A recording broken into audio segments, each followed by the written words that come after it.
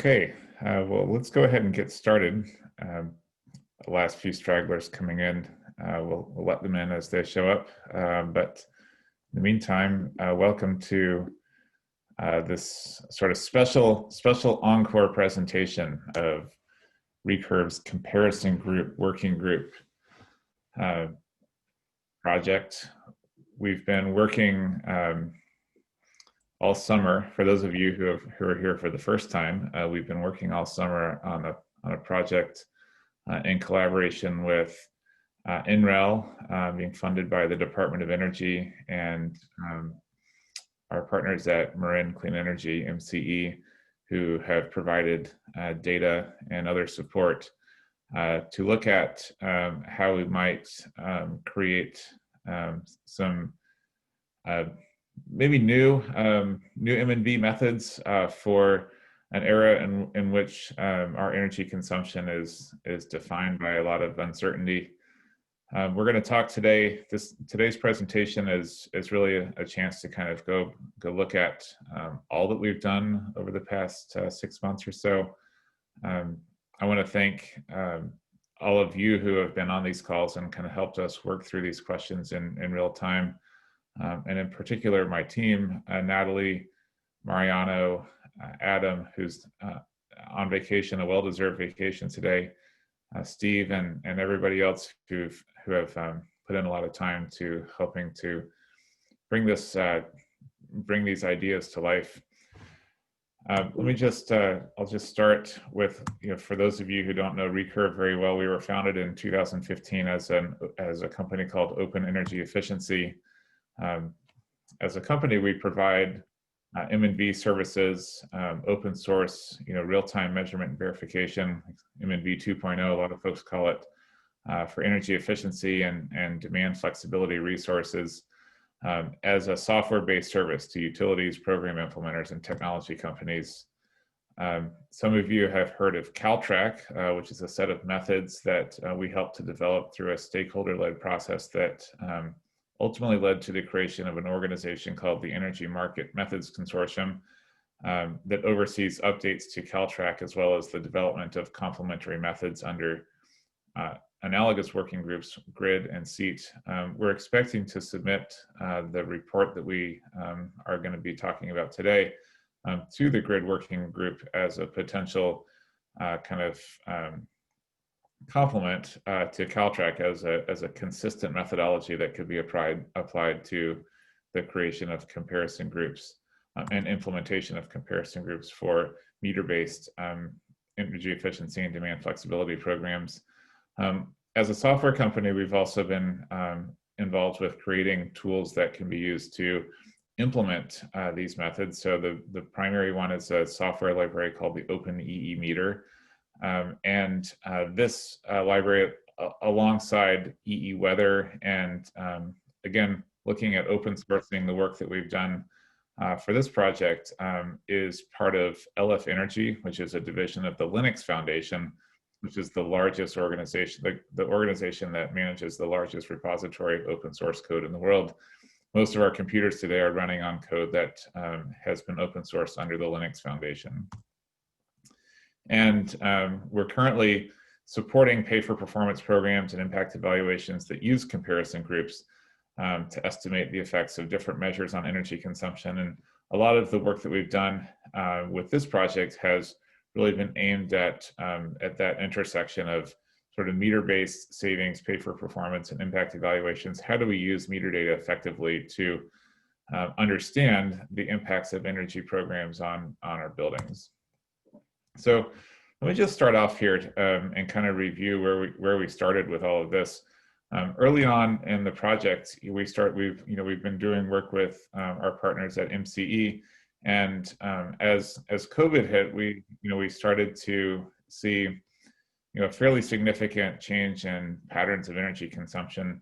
This is a chart that we pulled from commercial buildings. I think this is actually all commercial buildings in MCE territory sort of rolled up, and you can see, you can take a wild guess when we had the shelter-in-place order initiated in Northern California, energy use diverged quite dramatically starting at that point. And it was, sort of this realization that it wasn't going to be, a 1 week or a 2 week thing that had us kind of thinking about, well, how is this going to affect our ability to really understand what's causing changes in energy use?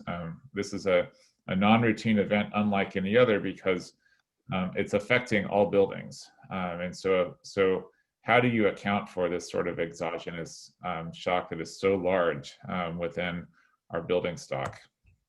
So as we looked into this, I think like many of you, we were optimistic early on that COVID would be a quick event, that it would basically constitute what we think of as a non-routine event, and we could solve it with a fairly easy adjustment to the way in which we would be calculating savings.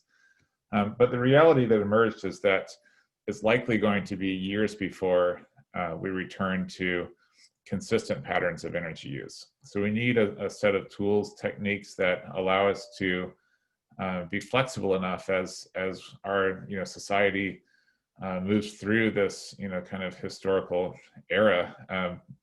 How can we consistently measure energy changes in energy consumption that allow us to respond, still continue to respond to decarbonization goals and to trace the impacts and the effectiveness of our different energy efficiency programs. One thought that we had was that maybe we could just use deemed savings values instead of meter-based savings for 2020. And it sort of sounds ironic, from a company that works on through meter-based savings as sort of our identity, but that was maybe a thought that we could just kind of forget that 2020 ever happened. Maybe that wouldn't be so bad, but it turns out that if we were to stipulate savings for 2020, they'd be even less likely to reflect actual conditions and would simply turn into a bargaining process between stakeholders. And we looked at a bunch of TRMs, DEER in California, and realized that that these kind of standard methodologies for gauging the impact of energy savings were even more out of line than even a sort of a naive meter-based calculation. And so that would be really a step backward, would be to using deemed savings values. We'd be basically making it up for 2020, and it seemed just sort of the wrong direction to go. Unlikely to pass even the most basic kind of sniff test. So moving away from, so we realized it wasn't going to be a quick and easy problem. We realized we wouldn't be able to use our deemed savings values. We thought what actually could work pretty well is what we call this index fund option. And that's to kind of take an average change in consumption kind of as a benchmark, sort of like, as the stock market. I'll talk a little bit more about this. In fact, I won't get too far into this, but it could be that we could just sort of say, well, we're going to give commercial buildings a 15% haircut, and residential buildings will give a 5% credit or something like that, and maybe that would be good enough. The problem that, and I'll talk a little bit more about this, but these types of approaches where you would just use that average kind of change, turns out would be really easily gameable and totally fails in commercial programs. So we had to move on from that.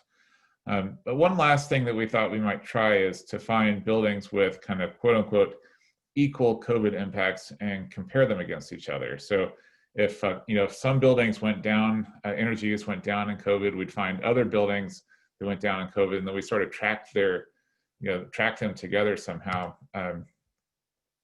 We didn't know what we were doing, right? We were sort of thinking of a lot of creative options here.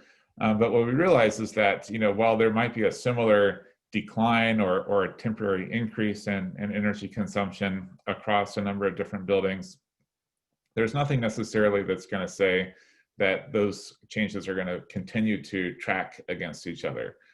So while we could kind of track find evidence of they've declined at the same rate to the same degree, there's no indication that that's going to indicate any sort of similarity going forward. So this might feel sort of inadequate at some level, But I think it's the right conclusion to draw from all of this is, and I'll get, the rest of the presentation is going to sort of focus on this, but there is no one size fits all solution.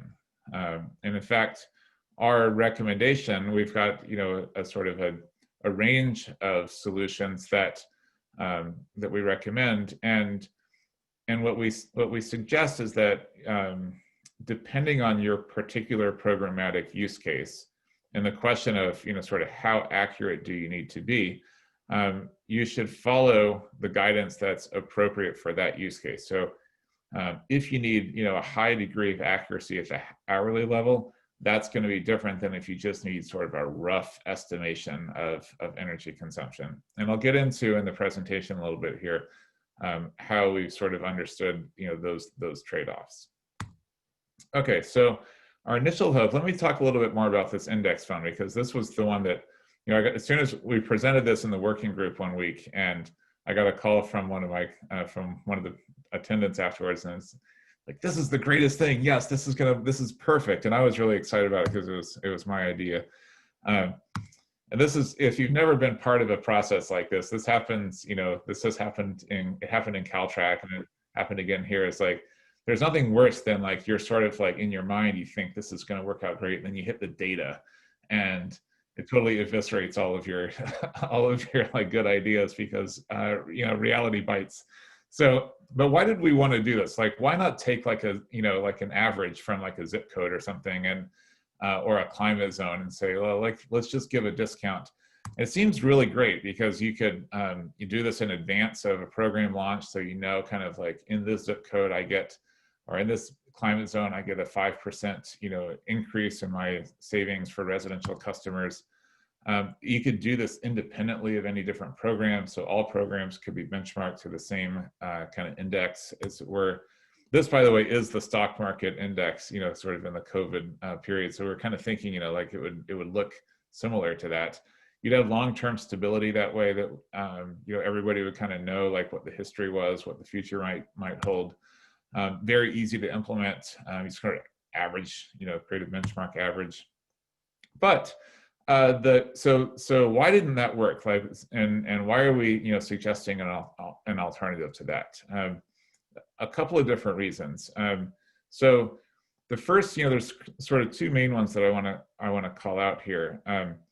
That on the right-hand side here is businesses. So we were able to, with our partnership with MCE, we had all the AMI data for every single meter in the service territory going back, a number of years. And we had NAICS groupings for the businesses. We rolled up, if you have ever worked with NAICS, it's a little bit more messy than this. So we've kind of rolled them up into the more like logical categories. But you can see on the right-hand side here, this is the sort of couple of months after COVID. This is how much the energy use had changed within different NAICS groups. And you can see at the high end, it's not that counterintuitive, right? Beauty, places that, were cutting hair were basically shut down. And at the other end, grocery and convenience stores were more or less unaffected. And then everybody else was in the middle. The average was, about 15%. And the reason that you can't do just sort of like this, geographic wide average, or like a sort of benchmark, or what we call this index fund, is that the average change here was about 15%. So if I'm, thinking about gaming this, I look at this and I go, well, I'm going to go do a bunch of energy projects in, fitness centers. And if the discount rate is 15% on commercial buildings, I still have, I'm at 61% decline. I'm still doing pretty well without really even have to do anything. I get credit for a lot of energy savings that I don't really deserve. And then on the flip side, if you're genuinely doing good work, say in grocery stores, and you have a 15% haircut on commercial building energy usage, well, that 4% that's actually declining, you've just, 10% of savings now you've just lost out on. So it just doesn't work in the commercial sector to try to have sort of like an average discount rate. And then the other thing that we saw is that within sectors, there's a significant amount of difference. So not all restaurants and bars were down 30%. Some were up, maybe illegally or something, but Offices, not all offices close to the same extent. Banks, all the rest have variance within them, and that we need to be sensitive to. And so this called out for a bit more of a nuanced approach to thinking about how to control for the effects of COVID. On the residential side, we saw a different kind of problem, and this problem is that in the residential sector, a lot of sort of forward-thinking programs now are trying to identify customers who have, the best savings opportunities, and oftentimes this might be something like going after customers with high peak summertime loads, as it would be evidenced in this graphic here, where there's a subset of customers, and you can see those blue dots that have quite significantly higher energy use than the average customer during the summertime. And if I were to go target those customers and treat those customers, I might select for the customers that have, this is sort of another view of the same concept, that have the highest overall energy use, and the highest amount of the energy use that they are using is in the summer peak kWh. Well, if I have a benchmark of just sort of the average customer in that territory, the treated group and the comparison group are just going to look very different from each other.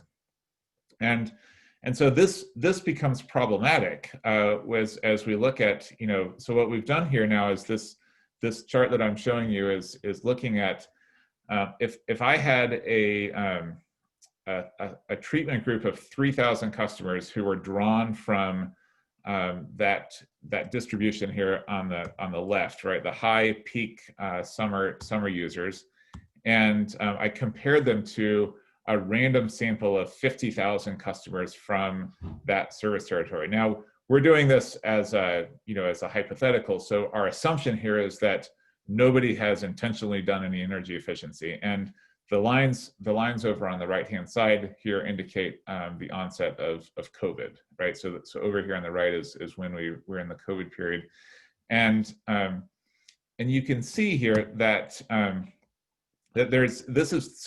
we ran this 3 different times with 3 different samples of 3,000 treatment group members, and the mean average percent error in the post-COVID period was close to 5%, and this is the difference in differences. So we have so the question we're asking here is by how much difference is there between this 3,000 strong treatment group versus this 50,000 strong comparison group, and it's about a little less than 5%.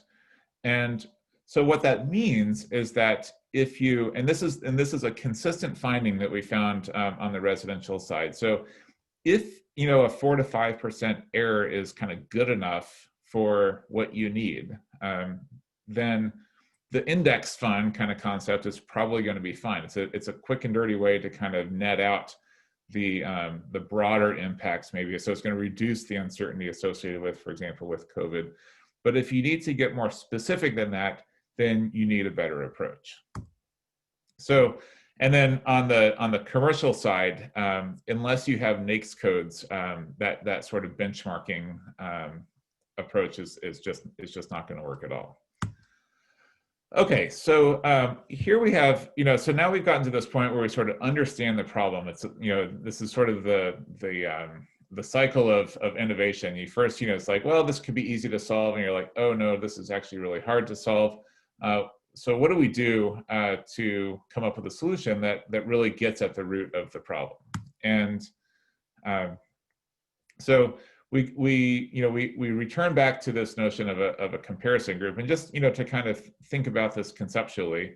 When we're thinking about a comparison group, what we're doing is we're looking at the difference in differences, and so we look at a set of participants, and we look at so how much is that participant group saving, and then we look at across the same time frame a set of non-participants, and we say how much is that non-participant group saving, and then we can net those two out. So if this is negative here, and this is positive here, that would mean that our total savings, so what we'd expect is that if that participant group hadn't had been affected by COVID in the same way that the non-participants were affected, then that participant's savings would have been measured up here. But because of these exogenous effects, such as COVID, it brought down the observed savings to this lower level. And so what we want to try to do here in this difference in differences is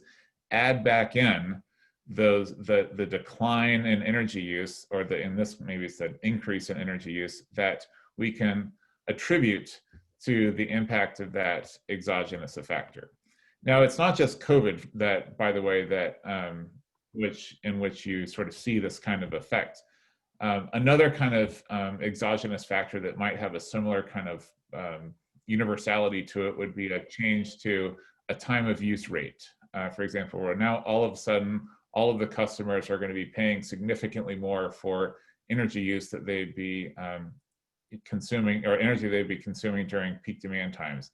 That might have this kind of broad scale effect. Or on a more specific level, the third day of a heat wave is going to look a lot different than the first day of a heat wave, and all buildings are going to be subject to some thermodynamic properties that result, even though your estimate of the for any given day is going to be the same, their energy use is going to go up as the heat wave continues because their buildings are not cooling down as much at night.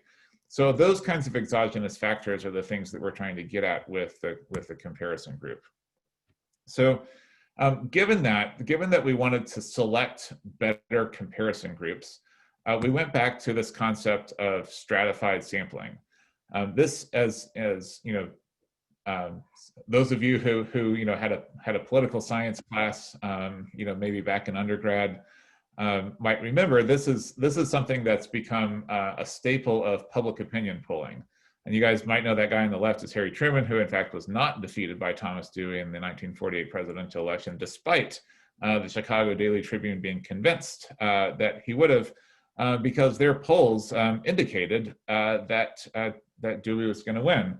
And why did their polls indicate that? Well, turns out the Chicago Daily Tribune was particularly partisan, and so hope springs eternal, I guess. But the sort of science behind this is that, if you think about, if I want to go find out who's going to vote for, we have an election coming up, Donald Trump and Joe Biden. If we know that the voting population is not necessarily the same as the same distribution as the broader population, so 18 to 24-year-olds, while comprising a larger portion of the electorate, vote at much lower levels than those who are 65 and older. So if you did a phone poll, you'd want to sample at the same rate as your actual propensity to vote, which means that you might have to call more 65 and older voters, or weight them in your sample to reflect their likelihood to go participate vis-a-vis 18 to 24-year-olds. So the goal of stratified sampling is to make sure that the participants and your in our lingo, so we want to make sure that if the treated customers in our programs don't match up with the distribution of the general population, that our comparison group is not drawn based on the distribution of these characteristics in the general population, but rather is drawn from this, it reflects the same distribution of characteristics that we find in our treated group. So what we're trying to do here is to make sure that our comparison group and our treatment group look similar to each other. The way that we do that is this technique called binning. And what I've done here is I've arrayed two charts that reflect the one on the left is the treatment is a hypothetical treatment group, and the one on the right is a pool that you could draw your comparison group from. And what I want to call attention to is over here on the left-hand side, you see that the x-axis here is your total annual KWH, and the the treatment population is drawing, from a much smaller, has a much less, so low energy users are much less represented within the treatment group than they are within the broader population. And so, and likewise, even the second bar here is much lower proportionally than the second bar is in the population. And we see, if we kind of compare the middle sections, that we see this distribution is different. And so what we want to try to do here is to draw a sample from the comparison pool that reflects the same kind of distribution of usage characteristics as you would find in your treated customers.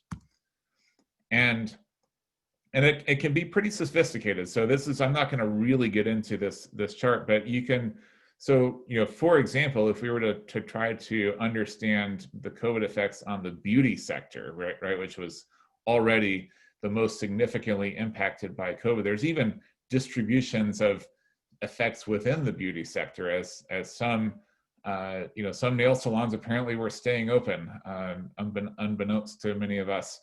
And so on the, we won't delve deeply into this, but you can imagine, sort of as a principle, understanding that what we're looking for are businesses that have similar annual usage totals, as well as a similar summer peak within the beauty sector, right? And so this is our broad, this is all of the beauty sector. This is the beauty sector that we've treated. And what we want to do is select from this red group a subset of this red group that has the same sort of proportional distribution as the treated population. And that's what we come up with our comparison group. Is so we have a comparison group and a treatment group that looks similar, even though the overall pool that you could draw from might not have that same distribution. Okay. So that's the theory. We can come up with better comparison groups, and we can do this by making sure that our treated and non-treated customers look similar. So what did we do here? So Recurve had, like I said, we have all of the data for all of the customers, AMI data in MC. So it's about 450,000 customers, and we're able to look at their energy consumption going back, a couple of years. And so we have the ability to look at both, the quality of the comparison group, in quote unquote normal times, as well as in this kind of post-COVID period. We really tried to emphasize the post-COVID period, setting ourselves up with the hardest set of problems, because we figure that if we could get a pretty good comparison group methodology going for being able to address the impacts of COVID, that that other things, knock on wood, right, should be easier than that.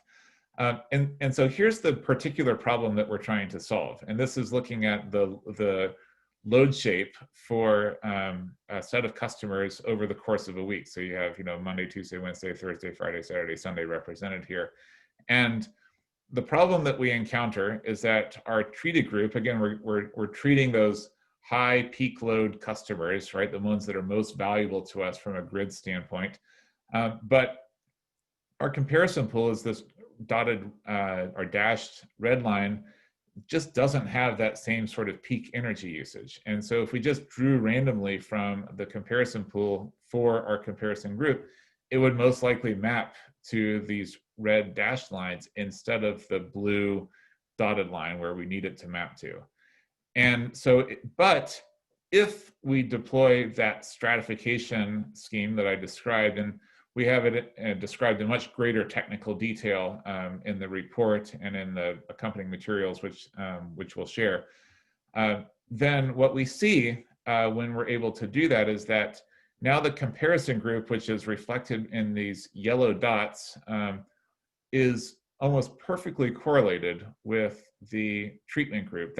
So the yellow dots are drawn from the red dots, but only a subset of the red dots that match the load shape profiles of the treated group. And you can see in the shoulder season, in the summer in particular, in the winter, as well as in the COVID period when energy use is sort of down, we're still seeing strong evidence of the comparison group matching really well with our treatment group. So let me give you one other look at that, and then we'll move on. And we can, if you've got questions about this, we'll have a few minutes at the end. I wanted we took on another sort of hard case here, which is what if we did the opposite? What if we targeted customers with low evening ramps? So this would be the green line here. They use more during the middle of the day and use a little bit less in the evening. And so how would that get handled? Well, maybe we could use an index fund approach for that, which is well, if we had 50,000 randomly selected customers that had this kind of, they would have the blue line load shape versus our 3,000 treated group customers that have the low evening ramp. Well, in the COVID period, if we didn't have any sort of comparison group, we'd be underestimating their change in energy consumption by over 8%, which means actually I should say at a population level, residential energy use had gone up 8% in the COVID period. Amongst the low ramp energy users, or the low evening ramp, their energy use only went up 5.5% during COVID. So if we just did that index fund, we'd be overcompensating by 2.6% for the impacts of COVID, which means that if you're doing a behavioral program and you've got a nice 8% discount that's being applied, you go find those customers that have less of an effect and get compensated for it to the tune of 2.61%, better than no power. But maybe that's fine, right? If you don't need, again, it's sort of like I say fail only if you're paying out, and if your savings are sort of generally kind of residential and behavioral, then this would be an easy one to game. On an hourly level, you'd be off by about 4%, which again maybe doesn't matter. But if you care about hourly specificity, if you're paying on a peak time bonus, for example, that can be a big swing. However, what I want to draw the contrast to is when we stratify, when we use our stratified sampling methodology, because now we start to see much greater clarity. So here we have our treated group in the blue here.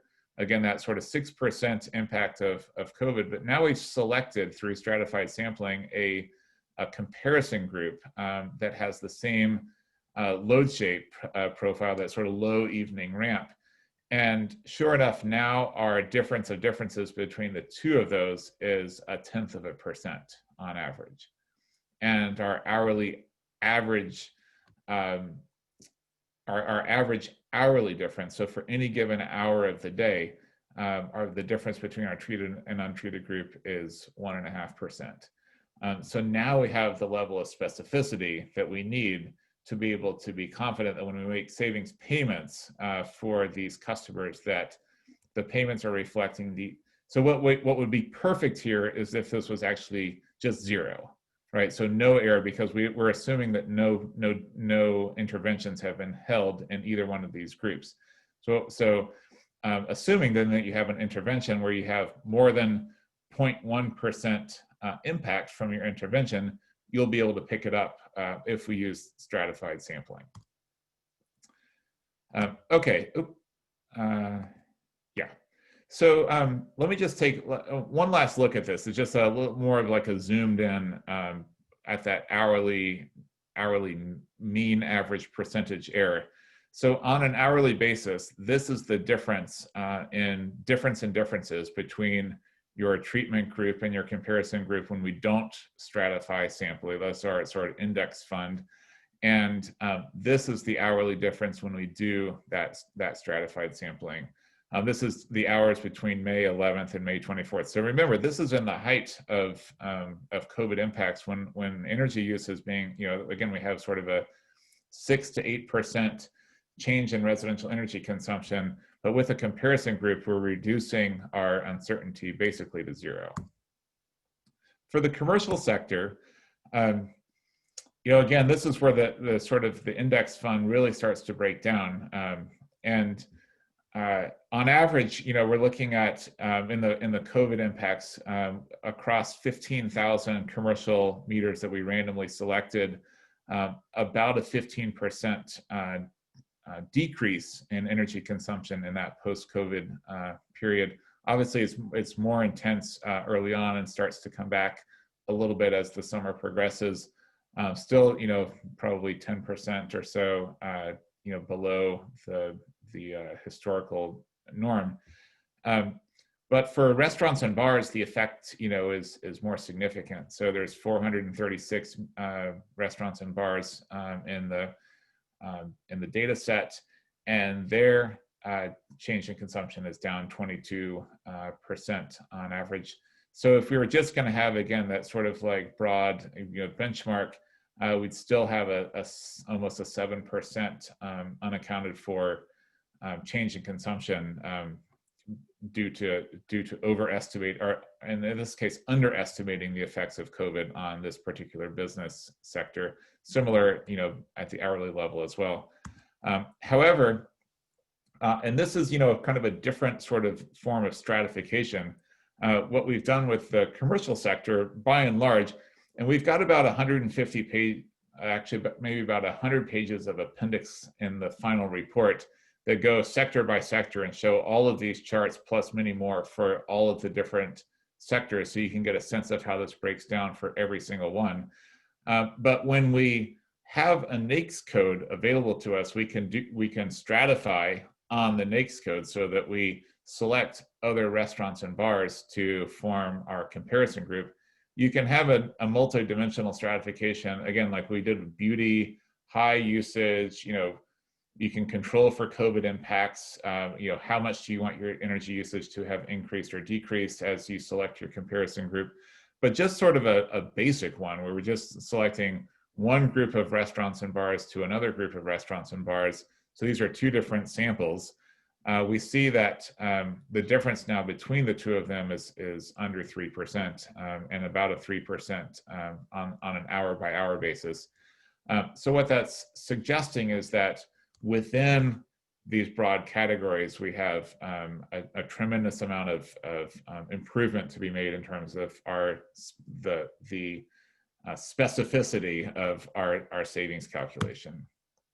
Okay, so let's say you're now planning a program.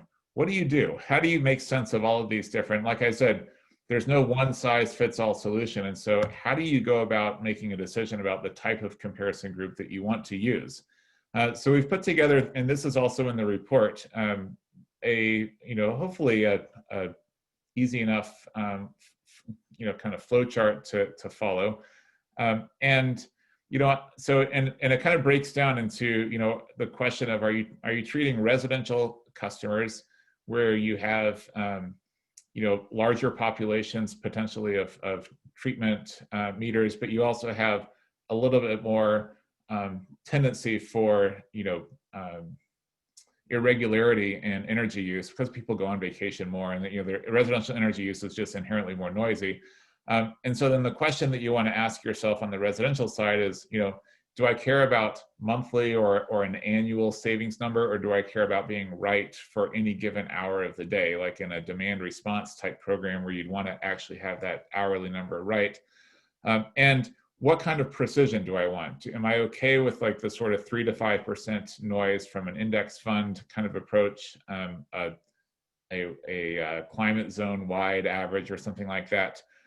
Or do I need to get a much greater level of specificity? If you're doing hourly, you kind of need the so this selection on usage and or geography is basically, do you want to do stratified sampling? And if you need a high level of precision, or you're dealing with hourly savings numbers, then you need that. If you have commercial buildings and you have NAICS codes or other sort of sector specific categorizations of your businesses, you definitely want to use that. We found that that's for COVID in particular, that those broad categories do do more to reduce the uncertainty related to COVID impacts than any other variable that we looked at. But if you don't have that, then you can still use stratified sampling, but you would use then those usage characteristics, geography, try to find as similar types of buildings as you can. There's more to this than this, and more of a discussion in the report, but I'll sort of leave this there. A couple of things I want to say as we start to wrap up and then open up the floor to any questions. In terms of open source resources, as a reminder, we did all of this analysis following the standard Caltrack methodology that was we've implemented within the OpenEE meter. These are available for folks, obviously to read if you're interested in the methods for Caltrack, and to implement if you want to implement the Python code to execute on the Caltrack methods. I would say that if you're not using this as a way to kind of for your initial savings calculation, your mileage may vary in terms of how effective these comparison group methods are for other types of approaches. Like if you've done a pooled regression, I think you need to come up with a different way of doing comparison groups. If you've done sort of a variant of Caltrack that's kind of IPMVP option C is sort of the same family, it might still work, but we just haven't tested it beyond this open source implementation of these methods. So what we've done with the report is that not only is there a nice long 150-page report to read, we've released new open source tools for stratified sampling.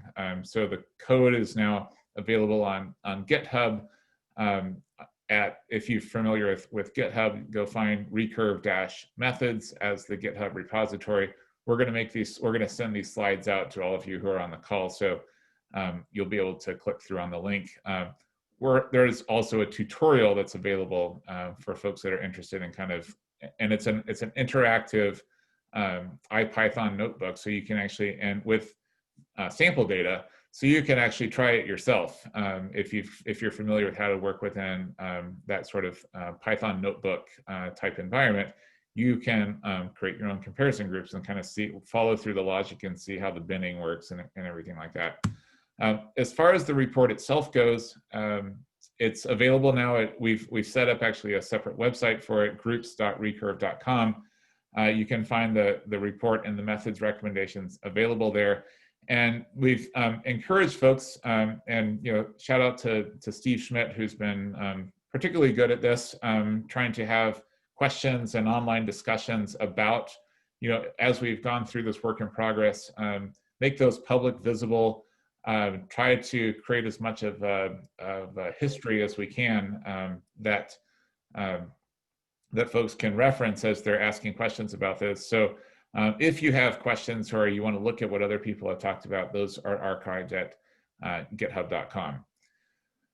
Okay, that's it for the formal presentation. I'm gonna let's open it up to questions. We've got a few. I've tried to save us a few minutes. Not bad. 12:17. Open it up to questions from those of you who've stuck around for this.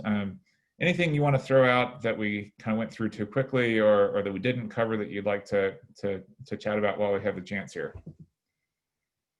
I think you just need to unmute yourself in order to say something. Hey, McGee, this is John Farland. Can you hear me? Yeah. Hey, John. Hey, how's it going? Great.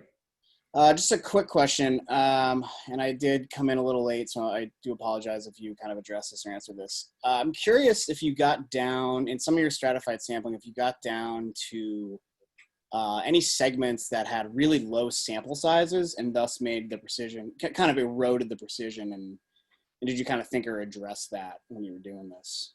Yeah, for sure. And that's, so in the code, we've got some, that happens both like it's a problem in two ways. One is that you just, if you have like oil refineries or something as a, as like your only three. Yeah. Right. It doesn't make for and we also, by the way, did some analysis on the sizing of comparison groups. So optimal sizing both at a high level as well as within the stratification. So the stratification bins themselves are sensitive to having enough proportional, representation in the bins themselves, as well as the overall, sample size. Right. And our specific recommendation on the overall sample size was that, at a certain level, if you're doing oil refineries, you're probably just not going to be able to do comparison groups. So you have to come up, hire the engineers and go figure it out. Yeah. But generally, you'd want to. It's like a Phillips curve where there's just sort of a trade-off between expanding the size of your comparison group, but then at the same time, you're diminishing the quality of the comparison group as you expand the size of it. And so that's a trade-off there's not really like a magic, sort of formula or something for that. It's a little bit of a judgment call, I guess. Right. Yep. That's in line with my experiences as well. Yep. That's the keep John Farland employed strategy of 2020, Too true. Great question, though. Other folks want to chime in? Hey, Mikey, this is Holly with Rouge Energy Analytics. A quick question. So you said when building type is not available for commercial sector, you resort to using energy usage. I'm wondering if you used savings instead of energy usage and tested out, and how did the comparison go? Yeah, well, the problem with savings is that what you're trying to do is actually parse out what percentage of your change of energy use is due to exogenous effects and what percentage is due to the effects of the measures. And so if your project happens, whatever you do has to be based on some baseline characteristics that happen prior to the implementation of the project. So you can, in a sense, you can identify COVID impacts as part of what you stratify on. So I want to select customers that have less than 25% change in consumption in the post-COVID period, for example, is a reasonable one. But if I want to select customers that have more than 50% savings, including both COVID and non-COVID effects, there's no way to do that. In stats, it's called selecting on your dependent variable, I think. But it would be you wouldn't be able to discern anything about the relative impacts of one or the other that way. Hi, this is Galil from SC. So that makes more sense for residential, but sometimes for commercial, you may not have the same enough sample to do this, different diff, and especially, sometimes, there is a self-selection bias, right? So, and unless it's hard to do this, some sort of a treatment and control. That's why you use the word comparison group. So it's hard to do that stuff. So in the quasi-experimental setting, it might be difficult to mitigate that self-selection issue, and the businesses or individual participate to that program. They might be having some unobservable motivation, right? Or they're doing some other things there. So sometimes the folks do some sort of matching analysis. And when you don't have enough sample, especially for commercial settings, that might be an additional layer of challenges, right? So, I mean, it's both question and it's also the concern, the thing I'm thinking out loud as well, how do you deal with that issue that you don't have enough sample? Yes, you do the matching, but you don't have enough, sample to actually, for the businesses to actually extract the savings, right? So that, and you have enough statistical power for that. Thank you. Right. Yeah. No, Glebe, it's a great question. I think a variant of the one that John was asking as well. One of the, we in the report, you'll see that we looked at some different testing strategies t-tests, ks tests, to try to and the ones, you know, some of the ones that I showed in the presentation here today to get at that question, right, of like, how do you know if a sample is big enough or good enough, or you know, there's a reduction of enough of the sort of, it's really like sampling error, limitation of sample size, you know, is sort of a manifestation. It manifests itself in terms of sampling error or bias.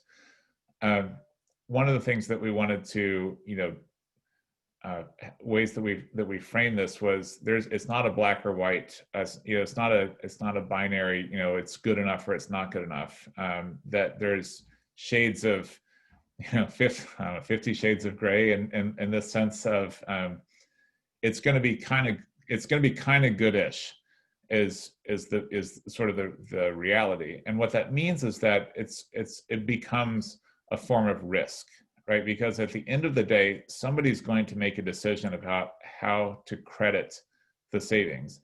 And where do you want to place the risk for that final decision on what the savings are?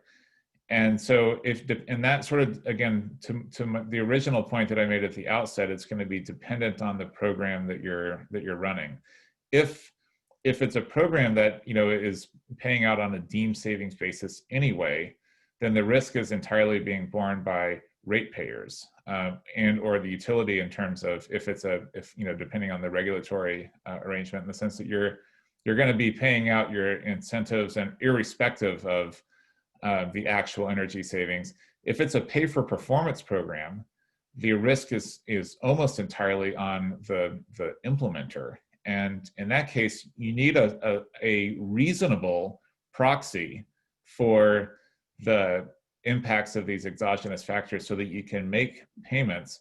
But then at the end of the day, if there is another adjustment that needs to get made, because you've either initially sort of mischaracterized your comparison group, or there's too much noise, not enough of a large enough size of your comparison group, that's when, you know, in contracting and in program design and development, you have to bound the risk and assign it to the different organizations that are prepared to handle it. So as a utility, then you can, in some sense, mutualize some of that risk by having a larger number of programs that span residential and commercial programs, so that on the whole, you're like a, you know, it's like a healthcare organization in that sense, that you have risk diversified across a whole variety of different types of patients. For the implementer themselves, that uncertainty can't, if you try to put that uncertainty on them, they are generally not prepared to be able to, you know, internalize it. And if they're required to, it will just inevitably be resulting in higher costs and not cost-effective programs.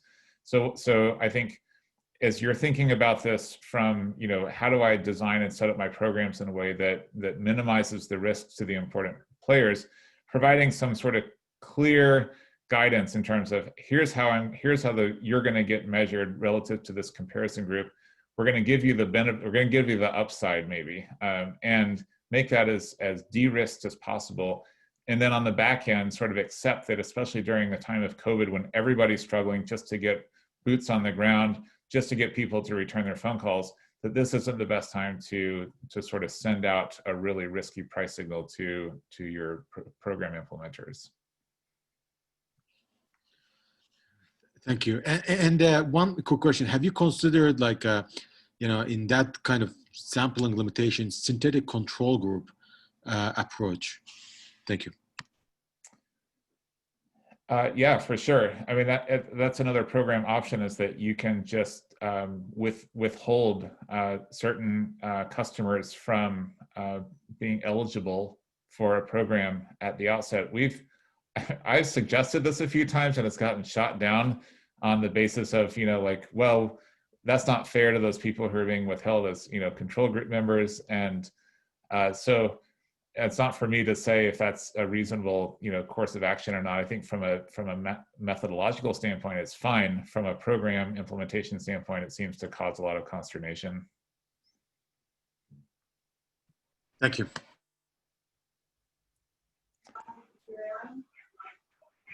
Hi, this is Ben Levy with Seattle City Light.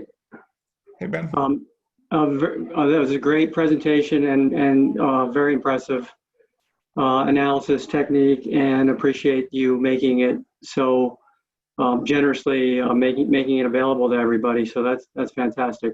Just a couple questions. So we have some P4Ps and energy efficiency as a service that are being affected by COVID. And so the big thing to me, there are two big elements. One is the occupancy changing dramatically and staying changed for a long, long period of time. And the second would be in terms of, extra air, let's say, higher amounts of outside air, or higher pressures due to better filters and so forth. So those two things are the big elements, which you probably don't consider in this analysis, but I'm kind of wondering, when we use like ECAM, for instance, we have day types, and on the weekends and holidays, maybe that mimics somewhat of a really low occupancy building. And so maybe we're thinking we could use something like that, but what are the problems with doing that sort of thing? Yeah, we looked into that. The hourly Caltrack methods are derived from LBNL's time of week and temperature model, which is pretty similar to Bill Curran's or to ECAM's approach. Although, well, that's a different rabbit hole. Bill and I have argued at length over the finer points of occupancy proxies, but nonetheless, it was something that we actually looked quite closely at. And one of the things that we noticed was that there's we break down when we have when we do the modeling, we're able to break down the energy use into both occupied and unoccupied times a day, but also into what we call baseload versus discretionary versus weather-based energy consumption. So your baseload is sort of the always on. Your discretionary is energy use that comes on, but is not related to weather. And then you obviously have weather-related energy consumption. And what we noticed in the commercial sector was that discretionary energy use, post-COVID really plummeted, but the always on didn't. It more or less stayed the same in most commercial buildings, which means that like those kind of core systems were still, kind of kept online. And we thought about how that might be a useful stratification scheme for those types of buildings, and you can group them according to those kinds of characteristics, like how they responded to COVID. But the limitation there is I think you're probably going to you would point out is that the bullet center is going to come back online at a different, in a different cadence than say like a bank or the Space Needle or or the botanical gardens, right? And so there's not really like a consistency that we can sort of forecast in terms of how different buildings are going to specifically respond to COVID. However, at a general level, they are actually experiencing a lot of the same kinds of, so that some of those charts that I showed, we've been tracking this throughout the summer, right? Looking at how the communities, different kinds of communities are kind of recovering. And we're seeing general trends. So like the air handling that you're talking about is actually, fairly consistent across, a large number of buildings, that they're retrofitting and installing these new, a little bit more energy intensive air systems, or they're keeping their doors open more. And so the benefit of the comparison group is that you don't necessarily have to account specifically for this particular air handling device or that particular change in occupancy, but you treat your program as a portfolio, understanding you're going to get it a little bit wrong on each individual building, but collectively and with the comparison group, you're going to have a highly accurate way of accounting for the variable change of these exogenous factors as we go throughout the next months and probably years. Great, thank you. Great question. It's good to hear how people are wrestling with this too. We've been learning a lot throughout the last few months as we've had these bi-weekly meetings. folks sharing with us kind of different stories. It's really helpful to contextualize, so I appreciate it.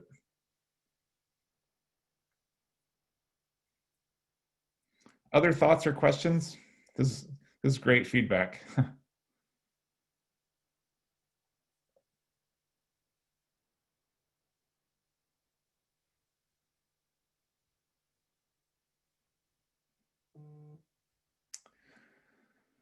All right, that's the 10-second rule. In that case, I want to thank you all for coming today and listening in on this. Once again, the Department of Energy, special thanks to Harry Bergman for helping make this happen really quickly within DOE, which is an amazing thing in and of itself. MCE and NREL, I should say, that facilitated that. MCE that gave us access to the data. Natalie, Adam, and Mariano, in particular on my team, Steve Suffian, pulled some all-nighters to get this stuff ready and out the door. All of you for being part of this, and we're around for questions. I'm McGee at recurve.com. Feel free to reach out anytime, and definitely go. We'll send out the deck to everybody afterwards, so you have a chance, so you have all these links, and go read the report. We look forward to continuing the conversation with all of you. Thank you so much. Thank you, McGee.